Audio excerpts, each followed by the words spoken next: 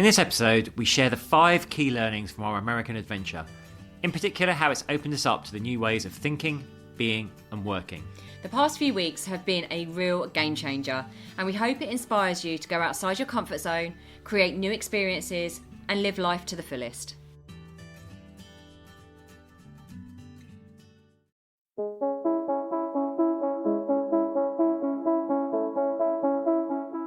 Hi, I'm James Davis. And I'm Claire Davis. We're the Midlife Mentors, here to lift the lid on how to achieve health and happiness. The balanced, no-nonsense way.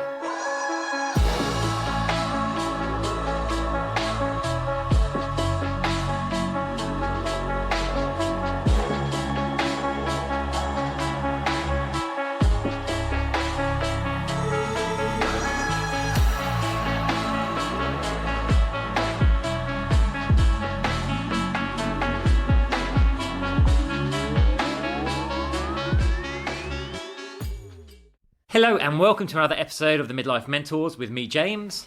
And me, Claire. So, we haven't been around for the last 2 weeks. It's been a while, listeners. It's been 2 weeks, actually. So, it'll be 3 weeks, actually, when this comes out. But we have been on our epic American adventures, haven't we, Mr. D? It was so epic, so much fun. We did take the podcasting equipment with us. We did take the podcasting. We were actually either too busy or having too much fun to actually sit down and get a podcast nailed. And that's the blunt truth for you. We did have all the good intentions, but actually what we're going to explain actually in this podcast, which is what we've learned, our top 5 things about what we've learned from being away on our American adventures. One of those things that we're going to talk about was the fact that we kind of did switch off, and it's been a really incredible thing to do. So even though that we had our best intentions of bringing our podcast equipment with us, we decided to be fully present and fully in the moment instead, and give ourselves that time. So we apologise for not being around in your world for the last few weeks, but we hope this makes up for it. What else have we got going on? Oh, well, tomorrow, we literally got home yesterday. Yeah, we landed at 6 a.m. into what felt like a very cold London after being in South Beach, Miami. Yes, we were in South Beach, Miami, and then we came home to... When it was 6:30 in the morning, I think it was 2 degrees. 2 degrees. And frost, yeah, we were quite alarmed seeing the frost on the ground. And we've been home basically 2 days. And tomorrow we head off. Tomorrow early, we head off to run our retreat in Ibiza, which we're so excited about. We do have a little bit of jet lag. Not as bad as I thought, actually. Kind of recovered from a really good night's sleep last night. It helped us recover. But we're off tomorrow to run our Ibiza retreat at the amazing Six Senses Resort. We've got some amazing people on that. I am so excited about meeting those people and spending really amazing quality time with them and supporting them on their midlife journey. I can't wait. It's going to be so exciting. It's good to be back in Ibiza again. Yes, we haven't been there since January. We're skipping out of London as Storm Bertie or Bettina or something hits back to Sunnier Climes, so we're very happy about that. I know, because it has been quite a shock to the system today, actually walking around. But yeah, Sunnier Climes tomorrow, and I'm sure if you follow us on socials, make sure you do. You have probably been following our American adventure. Now you get to follow our Ibiza adventure as we work with our amazing clients out there. And then actually we come home for 2 days, and then I'm off to another retreat, a women's only retreat, where I am staffing at that retreat, and I'm very, very blessed and honoured that I've been chosen to do that as well. It's a retreat that I went on in April, and it had such a profound effect on me that I have trained to be someone that staffs a retreat, so I'm very blessed. So I think I've worked out that I've been in the UK for about 6 days in October, so hopefully that makes some sense about why we have left the last 2 weeks. So here's a quick recap. Our trip to America, we flew into Las Vegas, arriving in the evening, of course, headed straight out onto Fremont Street, had a great time, had another night in Vegas, then we picked up a hire car, and we drove kind of the long way around to a place called Page, which is on Lake Powell. Of course, we stopped for a swim in Lake Powell. Spent the night there. We were going to go somewhere called Antelope Canyon, but it rained, so it was unsafe to visit. So we just pressed on to the Grand Canyon. Very, very impressive. Which was very, very, very, very impressive. Amazing. Yeah, and the amazing thing was the heat went from kind of like high 30s in Vegas. By the time we got up at the Grand Canyon, it was maybe like in the low teens, I think. It was freezing. We had not packed for that No, weather. And we dropped. We carried on from there to Flagstaff, which actually is a higher elevation. So it was only, I think, 9 degrees. We got out the car there. We were not impressed, people. We were not impressed. I had all my layers on. I was like, this is not what I signed up for. But then we got to Sedona, which is just, breathtaking. If you haven't been there, you should put it on your list. Loads of hikes. We did loads of hikes there. Really magical moments. And of course, temperature there was back again in the mid-30s, I think. No, I think it was a little bit lower than that, actually. I think it was about 20, about 27, I think it was. And that was amazing to see the sunset and the sunrises and the red mountains. It was honestly incredible. Like, the energy there was incredible. It was. From there, we headed down to Scottsdale, which is just outside Phoenix.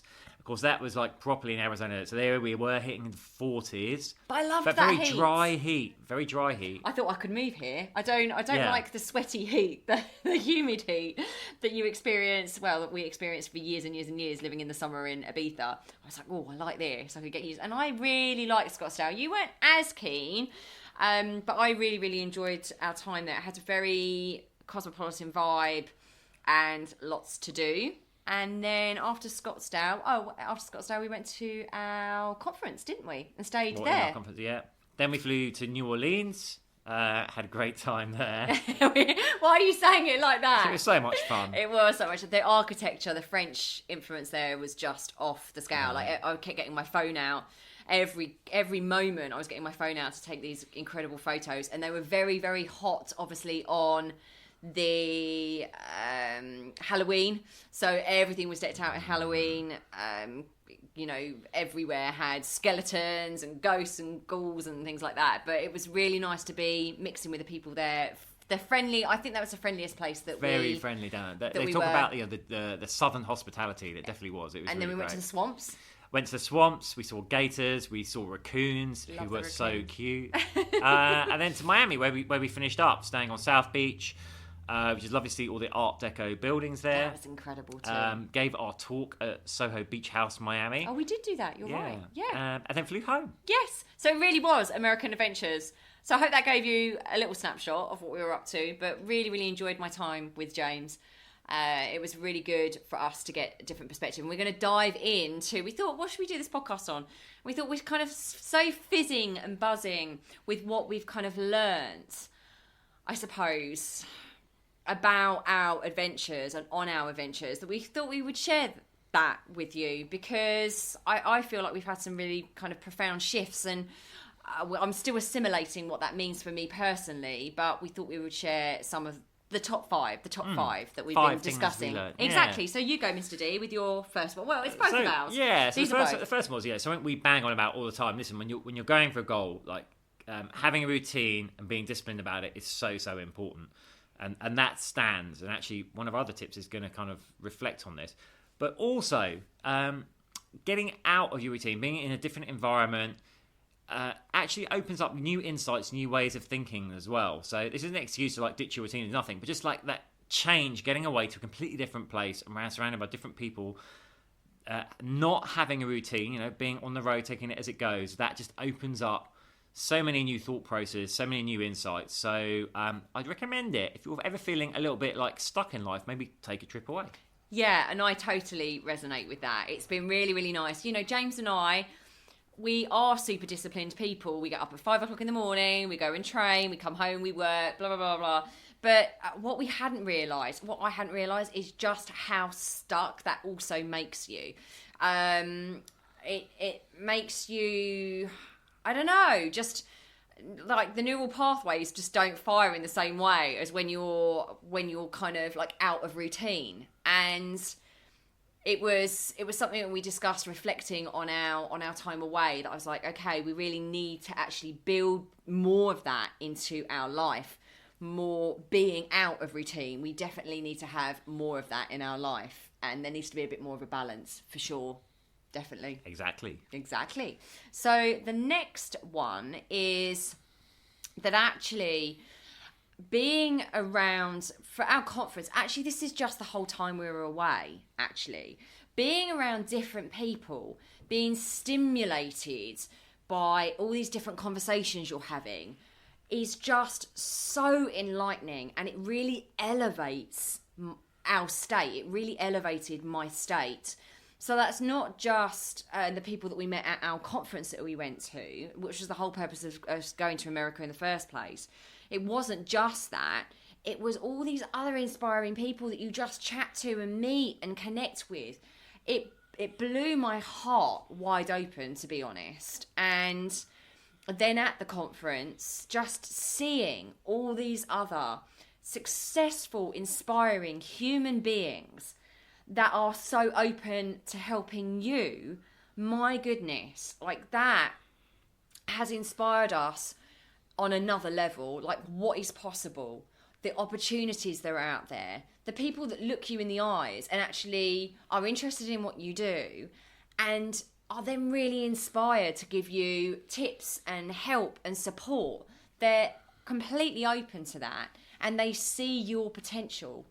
And it's so important. I sometimes, we do have coaches and we do have mentors, and we always bang on about how important that is. But to be in that space of so many of them that have been in similar positions to what we're in right now, and to see them and how they grew and how they went through their struggles and all of that stuff was just off the scale. I loved absolutely loved it. So if anyone from that conference is listening to this podcast, because obviously we told them that we were podcast hosts, if any of you are listening to this, thank you for being so welcoming to James and I on our first ever conference with you guys. It was wonderful. And we'll be getting some people from that conference on the podcast as guests coming up. We absolutely will. Excited for that. So number 3. Yeah, so this is like the flip side of the coin on the routine. So even though it was being out of routine was really good for us, insightful, it's also controlling the controllables, right? So one thing we kept up was actually sticking to workouts. I think all the places we stayed, bar one, had a gym of some sort. And it was actually really refreshing. Like, the gyms were very different everywhere we went. Some were quite small, some were really good.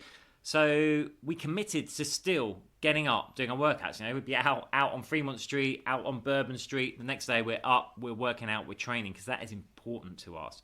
And it's something we could still control and do. It was actually kind of fun adapting our workouts to what we could find there. Yeah, and I wasn't always doing a full weights program. I was doing cardio, and that felt really good. Especially with the time zone difference. I thought, oh my goodness, I feel so tired. Like we were here, there, and everywhere. But actually, as we always say, even you never regret. You only regret the workout you don't do. And so there were moments where I was like, I really don't want to do this. I'm too tired to do this. And I'd go and do a bit of a cardio, or James and I would go for a run, and it just really helped lift that energy and lift those feel good hormones. But I really enjoyed training at all the different gyms. Some of them were incredibly basic and we had to be quite creative, but it was good. It was great fun. Great fun training with James in different ways as well. So I love that. But I just want to say, it's something we hear a lot from clients, like, I'm traveling, so I can't train. I think it's so important, even if you're doing like a short workout that's adapted, because you're just sending that signal to your subconscious that yes, you'll commit to this. This is a path that you're on. It's a way of life for you. And for sure, one of the other points going to relate to the diet. Our food was not great on the road, and this helped us keep in pretty good shape as we were going as well. Yeah, absolutely. And if you don't have a gym, this is the thing. It's really important to do a bit of that cardio to keep elevating your mood, to keeping you energized.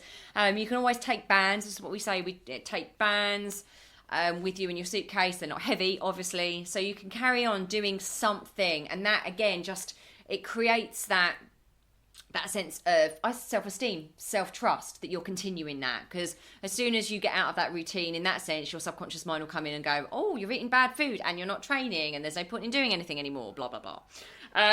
So the next one, number 4, is that actually I used to love traveling. I traveled on my own when I was about 27, 20, it must have been about 28. I traveled.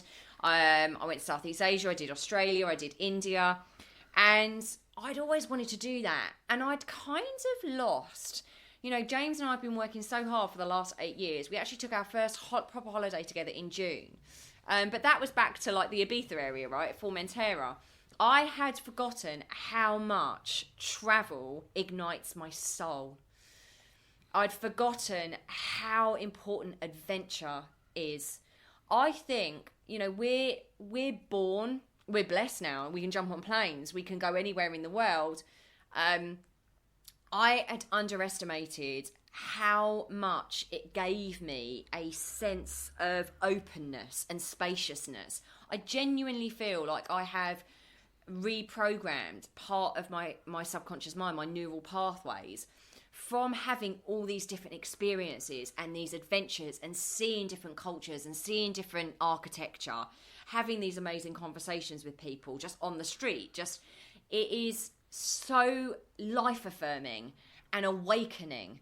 And I'm never going to allow myself to forget that again, that I am born and hardwired for adventure and seeing new things with my amazing husband. It has made me so grateful that we've had that experience. I'm getting emotional that I'd forgotten that is part of my DNA. And I encourage you to, if you can, just please make the time to go and have new experiences. Don't necessarily keep going back to the same old places. Go and try something new, because it opens you up in a way that you can't actually expect. Definitely. It's so exhilarating thinking like, what's over the next hill, what's around the next corner, what's around the next bend in the road. I love that aspect of it, the kind of the unknown and discovering things and meeting new people and new experiences, discovery, risk, all of that stuff. It was fantastic. Amazing. Wonderful. And the final one is, do you want to start the final one off? Yeah, so it's about, it's not always easy to eat in the way you would like to when you're travelling. Especially in America where we were. Yeah, so we're very blessed. At the health conference, the food was healthy and great, so that was brilliant. But kind of outside of that, it's very hard, particularly I think through northern Arizona when we're on the road, stopping in small towns, we found it was a choice of kind of steak or ribs, and then the vegetable options were coleslaw or beans. That was vegetables, like a tiny bit of carrot in a coleslaw. But you know what? You just don't sweat it. You roll with it, and that's why we committed to working out as well. So like, okay, well, this isn't ideal, but when we could eat healthily, we did. When we couldn't, we just didn't worry about it. But it's also good to experience all new food and cuisines as well. Yeah, New Orleans was a challenge, but I think what it made both of us realise, we had one stop. Well, we had to stop in Sedona for a few nights, where we had a kitchen. We were like, oh my, like a proper kitchen actually. And we took that opportunity we even had a blender, which we were so excited. We could make our power shakes again. We could make our power shakes, but we went and got all of our stuff from Whole Foods, which was a big mistake because we nearly had to remortgage my flat in Hazelmere from how much we spent in Whole Foods.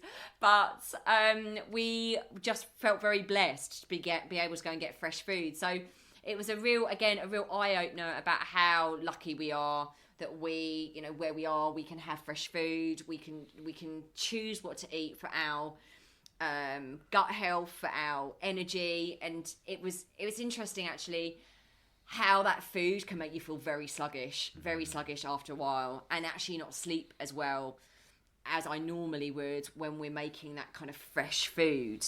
So the gratitude that we had for that moment in Sedona where we could make our own food, and when we got back and we had our lovely food yesterday, we were like, oh, it's so nice to have fresh fruit and vegetables and all that kind of stuff. So yeah, they're our lessons. It was also nice chowing down on ribs and beans. It was, but definitely not for vegans. I mean, the South that would be such a challenge as a vegan to travel rounds where we travelled rounds. It's very meat heavy. I think, and the fish was very expensive. I mean, one of the other things we learned as a side note, by the way, is that America is insanely expensive.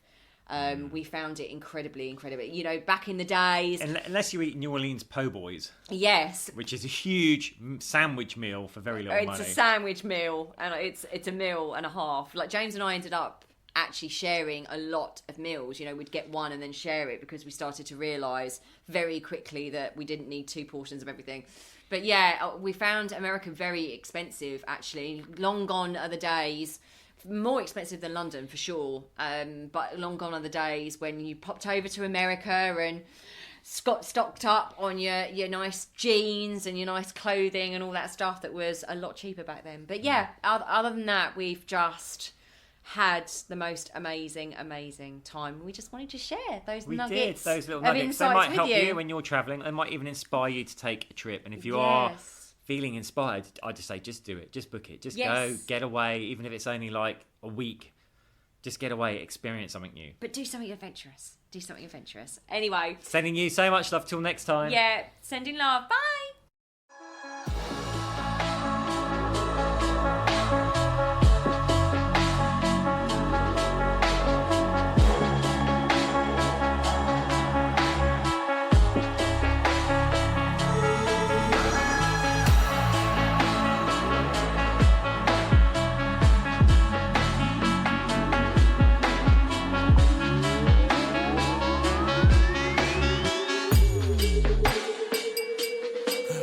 Yeah. You've been listening to the Midlife Mentors with Claire and James Davis. We'd love to hear from you. So drop us a line at info@themidlifementors.com with any questions or topic suggestions. And make sure you join us on our Facebook page and YouTube channel. You can find us under the Midlife Mentors. Yeah.